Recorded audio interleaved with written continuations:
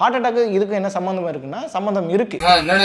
ஆனா அதுக்கு முன்பாக ஹார்ட் அட்டாக் ஜிம்முக்கு போனாலே ஹார்ட் அட்டாக் வந்துருமா அப்படின்னு கேட்டா அப்படி எல்லாம் கிடையாது. அதுக்கு ஒரு 5 ரீசன் இருக்கு. குறிப்பா சொல்றதா உங்க தாத்தாக்கு, பாட்டிக்கு, இல்ல முன்னாடி இருந்தவங்களுக்கு, இல்ல அப்பாக்கு, இவங்களுக்கு இயல்பாவே அந்த ஜீன்ல ஹார்ட் அட்டாக் வரக்கூடியான அந்த ஜீன் கட்டமைப்பு இருக்கு அப்படின்னா அவங்களுக்கு வரதுக்கு வாய்ப்பு இருக்கு. அதாவது சிம்டம்ஸ் இருக்கும். பட் ஹெவியான ஸ்ட்ரெஸ் கொடுக்கும்போது அந்த சிம்டம்ஸை ட்ரிகர் பண்ணி விடுறதன் மூலமாக ஹார்ட் அட்டாக் வருது. இல்லை பிளாக்கேஜா இருக்கட்டும், இல்லை என்லார்ஜ்டு ஹார்ட், அதே மாதிரி ரிதம்ல வரக்கூடிய ப்ராப்ளம் சொல்லி நிறைய வரதுக்கு வாய்ப்பு இருக்கு. இந்த டைம்ல இந்த மாதிரி சிம்டம்ஸ் வர டைம்ல இவங்க ஒர்க் அவுட் ஹெவியா போடும்போது கடைசியில் எங்கே யார் போய் பழியை வாங்கிக்கிறா அப்படின்னா ஜிம் ட்ரைனரும் அந்த ஜிம் நிறுவனம் தான் அந்த பழியை வாங்கிக்குது. அதனால கடைசியில் எங்கே நியூஸில் எப்படி வரும், ஹெவி ஒர்க் அவுட் பண்ணதுனால ஹார்ட் அட்டாக், வீடியோ பண்ணிட்டு இருந்தாரு ஹார்ட் அட்டாக் வந்துருச்சு. ஏன்னா இப்போ புனித் ராஜ்குமார் கூட ஒரு ஜிம்மில் தான் இறந்தாரு. அதனால அதெல்லாம் காரணமாக காட்டி சொல்லுவாங்க. பட் பேசிக்காகவே ஒர்க் அவுட் அப்படிங்கிறது உங்கள் உடலை நல்ல முறையில் வச்சுக்கிறதுக்காகவே தவிர உங்கள் உடலை கெடுத்துக்கிறதுக்கான வேலை ஜிம்மில் கிடையாதுங்கிறத அடிப்படையிலேயே புரிஞ்சுக்கணும். எனக்கு ஜிம்முக்கு போகாத ஹார்ட் அட்டாக் வந்துடும் சொன்ன கேமராமேனுக்கு இந்த செய்தி சமர்ப்பணம். சரி, ரெண்டாவது என்ன அப்படின்னா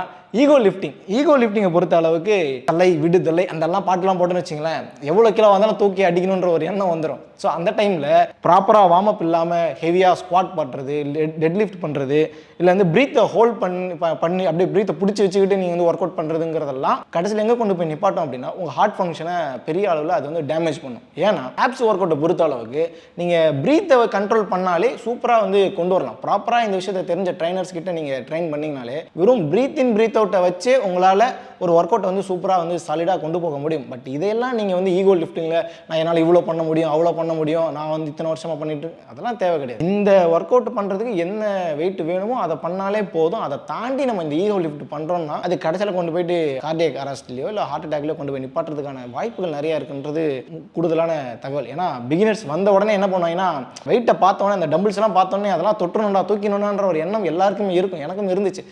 அட்வான்ஸ்டான ட்ரைனிங் இப்போவே பண்ணணும்னு நினைப்பாங்க. பட் அதையெல்லாம் அவாய்ட் பண்ணணுங்கிறது தான் நான் இங்கே சொல்ல வரேன். அப்படி நீங்கள் அவாய்ட் பண்ணாமல் நீங்கள் ஈகோ லிஃப்ட் பண்ணுறீங்க அப்படின்னா உங்கள் பிளட் ப்ரெஷரும் சரி, அதே போல் ஹார்ட் ரேட்டும் சரி, ஹார்ட் ஸ்ட்ரெஸ்ஸு சரி, இதெல்லாம் ட்ரிகர் ஆகி அது தேவையில்லாத பிரச்சனைகளை கொண்டு சேர்த்துணுங்கிறதும் கூடுதலான தகவல்.